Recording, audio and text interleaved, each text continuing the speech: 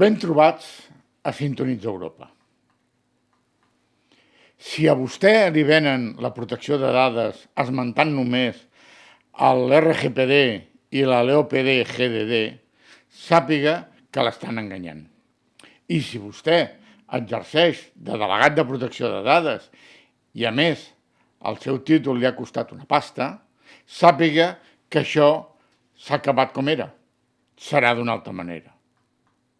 La Unió Europea vol, ara, que tots els problemes amb protecció de dades es gestionin a través dels canals de denúncia de la Directiva 2019/1937, de protecció dels alertadors dels interessos de la Unió. Certament, en el seu article 2.1, apartat A, apartat X, diu textualment que es regulen per aquesta directiva la protecció de la privacitat i de les dades personals i la seguretat de les xarxes i els sistemes d'informació. Per la directiva, no per l'RGPD, sinó que això comporta que només en el que no estigui previst en aquesta directiva o posteriors serà vàlid pel RGPD. I després, explícitament, en el seu annexe primer, modifica el RGPD. Lamentablement, la LEOPD-GDD no ha estat actualitzada de moment ni es preveu que s'actualitzi. Les atribucions del DPD eren, segons el mateix reglament, A. Informar i assessorar el responsable o l'encarregat del tractament i els empleats que s'ocupin del tractament de les obligacions que els incumbeixen en virtut del reglament de protecció de dades i també de les altres disposicions de protecció de dades de la Unió o dels altres estats membres. Aquesta opció es manté, sempre que no es faci servir el canal de denúncies. B. Supervisar el compliment del que es disposa el Reglament General de Protecció de Dades i d'altres disposicions en protecció de dades de la Unió o dels estats membres, de manera que inclogui l'assignació de responsabilitats, la conscienciació i la formació del personal que hi participi i també de les auditories corresponents. La supervisió última ara canvia, perquè ara passa a mans de la figura de l'instructor. C.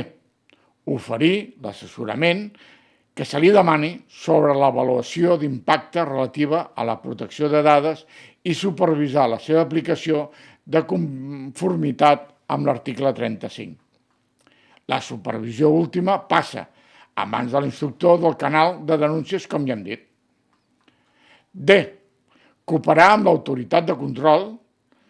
L'instrucció del canal de denúncies és l'autoritat de control prèvia. Així com l'anterior autoritat de control, que és l'Agència Espanyola de Protecció de Dades, s'ha de dissoldre i passar les seves competències a una nova autoritat de control del dret de la Unió. E. Actuar com a punt de contacte de l'autoritat de control per qüestions relatives al tractament, inclosa la consulta prèvia a la que es refereix l'article 36, i realitzar consultes, si s'escau, sobre qualsevol altre assumpte. El que s'ha dit anteriorment, l'instructor de les bústies de denúncia és l'autoritat de control prèvia i pròxima, i les consultes passen a través seu. Així, el delegat de protecció de dades, si més no, perd bona part de les seves atribucions, com l'atenció a les persones interessades, l'exercici dels seus drets, la supervisió de l'acompliment normatiu i la cooperació i enllaç amb altres autoritats de control. Tot funcionarà a partir d'ara pel procediment del canal de denúncies. La 2019/1937 És una directiva de creació d'un procediment de resolució alternativa de conflictes i de simplificació administrativa, ja que els casos més usuals poden trobar cabuda i solució, i els menys usuals una fase probatòria prèvia i un mecanisme per redreçar conductes desviades a través de la figura de l'instructor del canal de denúncies, no del DPD.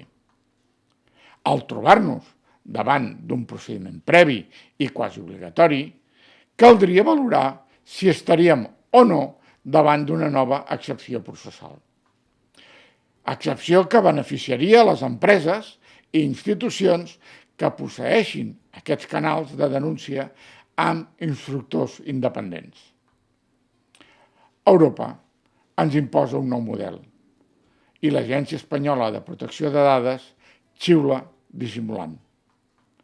Si el vídeo el consideres interessant, s'agraeix que et subscriguis al canal i que activis la campaneta. Espero les teves opinions. Bona nit.